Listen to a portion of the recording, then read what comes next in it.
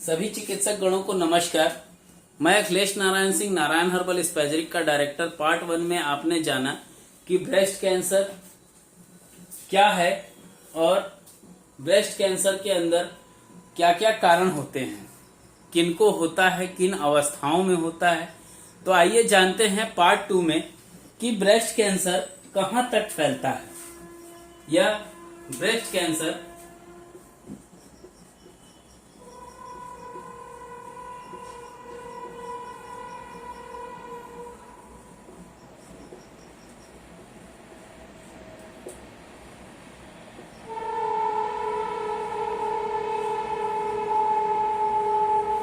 इसके बाद जानेंगे कि क्यों फैलता है और उन अवस्थाओं को क्या क्या नाम से जाना जाता है। ब्रेस्ट कैंसर कहां कहां फैलता है, इसके फैलने का जो सबसे आम स्थान होता है वो फैलना, दैट मीन्स स्प्रेड। ठीक है, फैलना दैट मीन्स स्प्रेड करना। तो ये कहां कहां फैलता है? सबसे पहले फैलता है लंग्स में, फिर फैलता है ये लीवर में, उसके बाद फैलता है ये बोन्स में, और लास्ट में ब्रेन्स में।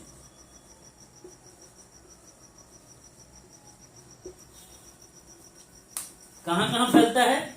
4 जगहों पे आमतौर पे फैलता है। भले ही ब्रेस्ट कैंसर दूर के अंगों में फैल जाए, फिर भी इसे ब्रेस्ट कैंसर ही वर्गीकृत किया जाता है। उदाहरण के लिए यदि ब्रेस्ट कैंसर लंग्स तक फैल चुका हो तो उसे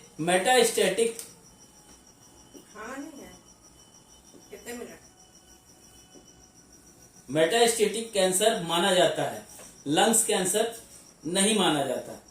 लंग्स कैंसर से बचाव के जो उपाय होते हैं, लाइफ स्टाइल में कुछ बदलाव करने से महिलाओं में ब्रेस्ट कैंसर होने की जो रिस्क फैक्टर है उससे बचा जा सकता है।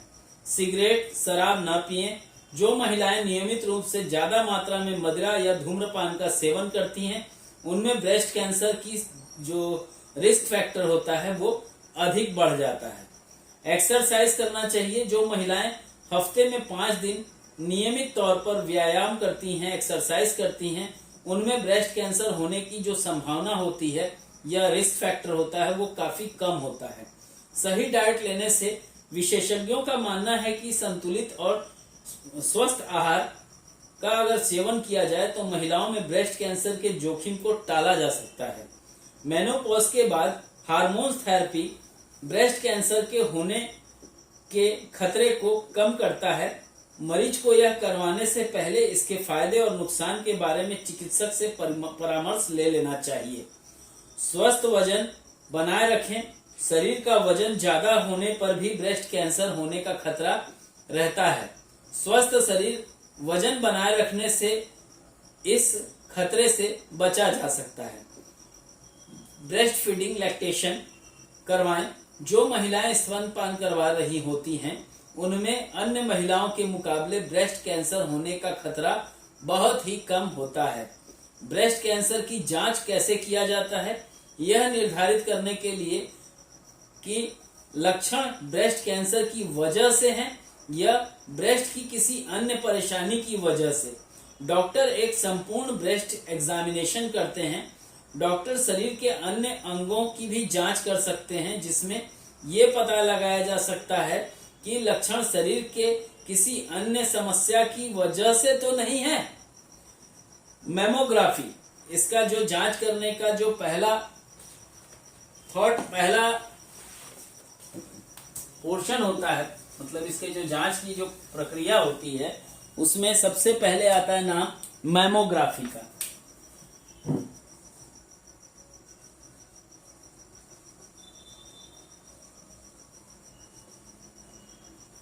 मैमोग्राफी क्या होती है आइए जानते हैं।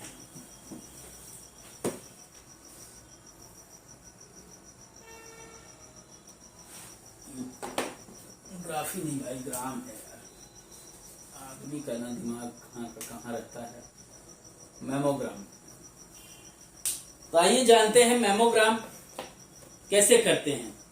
ब्रेस्ट की सतह के नीचे देखने का सबसे अच्छा तरीका मैमोग्राम नामक इमेजिंग टेस्ट होता है। कई महिलाएं वार्षिक मैमोग्राम करवाती हैं, हर साल कराती हैं, जिससे जांच की जा सके कि उन्हें ब्रेस्ट कैंसर तो नहीं है।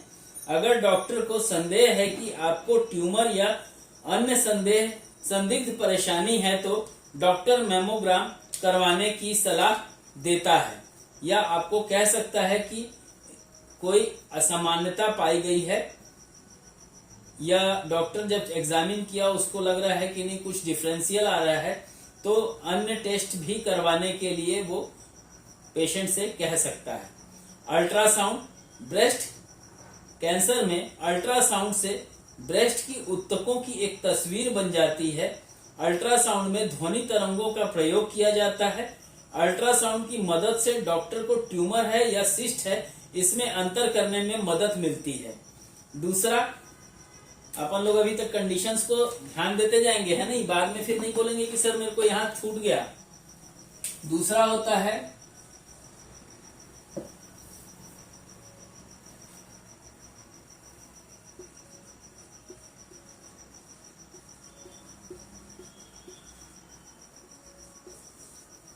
तीसरा होता है बायोप्सी। तीसरा तरीका होता है बायोप्सी। अगर मैमोग्राम और अल्ट्रासाउंड से कोई परिणाम न पाया गया हो तो डॉक्टर संदिग्ध भाग का एक सैंपल लेकर उसका टेस्ट कर सकते हैं। सैंपल की मदद से कैंसर का पता आसानी से लगाया जा सकता है। इसी को बायोप्सी कहते हैं। तो आइए जानते हैं कि ब्रेस्ट कैंसर के इलाज। कैंसर के इलाज का सबसे आम तरीका ब्रेस्ट कैंसर का ट्रीटमेंट इलेक्ट्रोहोमोपैथी वेजिटेबल स्पेजरिक से किया जाए, परंतु मॉडर्न साइंस के मत अनुसार ब्रेस्ट कैंसर की सबसे आम जो ट्रीटमेंट है वो ब्रेस्ट कैंसर की सर्जरी माना जाता है। सर्जरी के अतिरिक्त केमोथेरेपी, रेडिएशन थेरेपी जिसको विकिरण थेरेपी भी कहते हैं, हार्मोन्स थेरेपी या इलेक्ट्रोहोमोपैथी जैसे उपचार के तरीकों को भी अपनाया जा सकता है।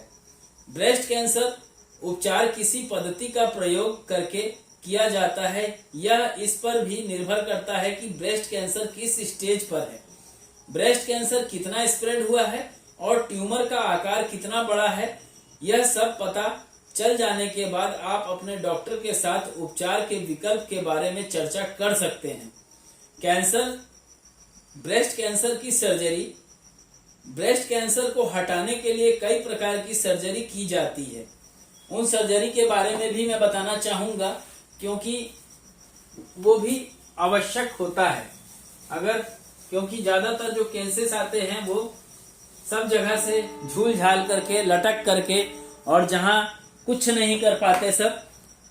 यूं तो कहा जाता है कि वैकल्पिक चिकित्सा इलेक्ट्रोहोमोपैथी चिकित्सा पद्धति हमें झोला छाप की श्रेणी में रखा जाता है, बट झोला छाप तो मुझे लगता है मॉडर्न साइंस वाले हैं। फिर भी मैं किसी को दोष नहीं दूंगा। और पार्ट 2 में इलेक्ट्रोहोमोपैथी के अंदर उसका इलाज जो होता है ब्रेस्ट कैंसर का, उसके ऊपर जो सर्जरी होती है वो कितने प्रकार की होती है और किन नामों से उसको जाना जाता है,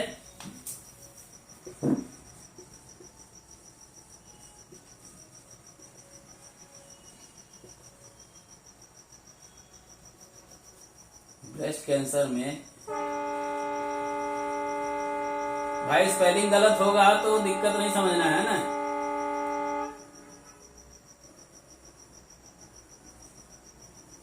स्पेलिंग हो सकता है गलत हो। क्या क्या नाम से जाना जाता है? पहला लिम्पेक्टोमी,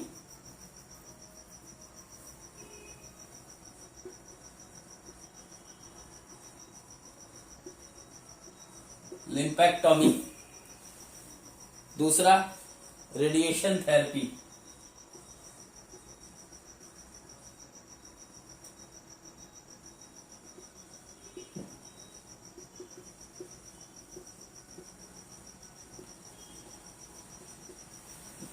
दूसरा रेडिएशन थेरेपी। तो आइए जानते हैं लेपेक्टोमी क्या होती है। इस प्रक्रिया के द्वारा संदिग्ध या कैंसर ग्रस्त भाग को निकाल दिया जाता है और आसपास के ऊतकों को जिनकी उनकी वजह से उनकी जगह पर रहने दिया जाता है, जहां से आ रहा हूं 10 मिनट भाई, 10 मिनट रुक जाओ। लेपेक्टोमी इस प्रक्रिया द्वारा संदिग्ध या कैंसर ग्रस्त भाग को निकाल दिया जाता है और आसपास के ऊतकों को उनकी जगह पर रहने दिया जाता है। ठीक है। रेडिएशन थेरेपी विकिरण चिकित्सा जो होती है वो कैंसर कोशिकाओं को नष्ट करने के लिए एक्सरे की उच्च स्तरीय किरणों का प्रयोग किया जा सकता है। ज्यादातर विकिरण रेडिएशन चिकित्सा थेरेपी जो होती है उसमें शरीर के बाहर एक बड़ी मशीन का प्रयोग किया जाता है।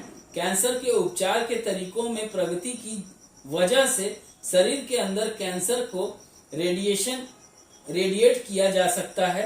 इस प्रक्रिया को करने के लिए सर्जन रेडियो एक्टिव शीट्स या पैलेट्स